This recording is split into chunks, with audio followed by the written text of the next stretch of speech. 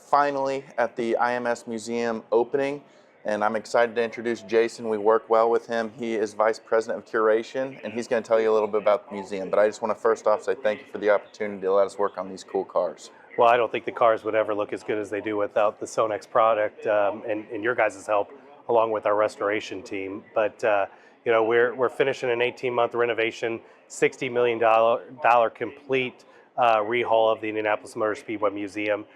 We have an opportunity to add storytelling, hands-on interactive features, about 30,000 square feet of new display area to the current building, and obviously the artifacts and the vehicles are stars when you walk through here. It's awesome. It's truly mind-blowing seeing what it was from what it was to what it is now. Mm-hmm. The interactive feature, everything about this, it's state of the art. It's incredible. Yeah, I think it's an evolution.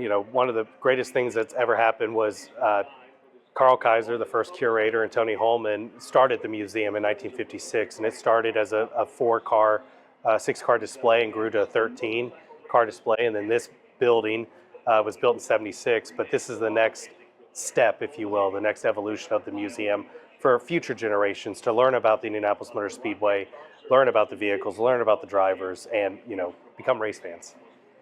So the first area that you walk into is Gasoline Alley. It is an evolution, historical evolution of the history of the Speedway. So we have these 7-car displays in these period correct garages. The vehicles can rotate.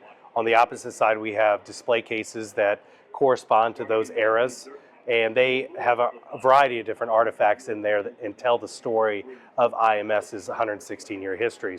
After Gasoline Alley, we have the starting line experience, which is the first kind of experiential portion of the Indianapolis Motor Speedway Museum. So it's a little over 6-minute presentation, really going from the cannon going off at 6 a.m. until the green flag and all the pomp and circumstances and ceremonies that come with the Indianapolis 500.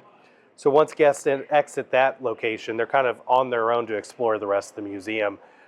We have the 2 floors of winning Indianapolis 500 vehicles that are segmented between the 2 different levels.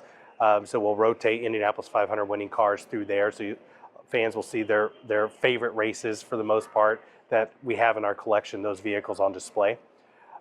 We added 6,000 square feet of a mezzanine that's directly above the upper level of the 500 Winners Gallery. We have the qualifying zone that is hands-on learning. So we have more of the interactivity in there. We have the dissected car. We have the rookie area that's for kids 5 and under to really start their experience at IMS. We have the pit stop challenge. We have the strategy challenge. Simulators that obviously I think are going to be huge when it comes to race fans trying to virtually qualify for the 500.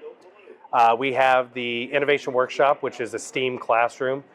We look to bolster our field trips, scout troops, homeschool, younger audiences to come through here, learn about the Indianapolis Motor Speedway. We have the Penske Gallery that honors Roger and his 20 Indianapolis 500 victories, his time here at the Speedway. And that's all just the upper level. The lower level hosts a variety of temporary exhibitions. We have Best of the Best presented by Key Bank, which highlights the 4-time winners. We haven't had an opportunity to highlight Elio joining that group in 2021. We have the Feature Car Gallery, which right now honors the Brickyard 400 winners. It's the first time we've had 8 Brickyard 400 winners on display. I mentioned the extension of the Winners Gallery, and then the Track Tour Lounge down there too, where we incorporate the bus tours of the Speedway, which on days that we can't offer that, there's nothing going on at the racetrack, really incorporates that track tour on the bus to go around and see how vast the 2.5 miles of the Indianapolis Motor Speedway are in person on that bus, and stop at the legendary Yard of Bricks. Again, this is a state-of-the-art facility, the museum. It showcases the cars in really cool ways. I've never seen it before. It's well done. I know it's a long time coming for you guys, but again, it was worth the wait, in my opinion. Yeah, I think that as we look on the next days and months, we're really excited to welcome back race fans and guests to the museum to experience, all that work from our exhibition restoration teams and capital campaign teams to make this vision into a reality. Well, Jason, thank you again. Thank you. We appreciate everything we can do with you guys and all that good stuff. Thank you. Appreciate it.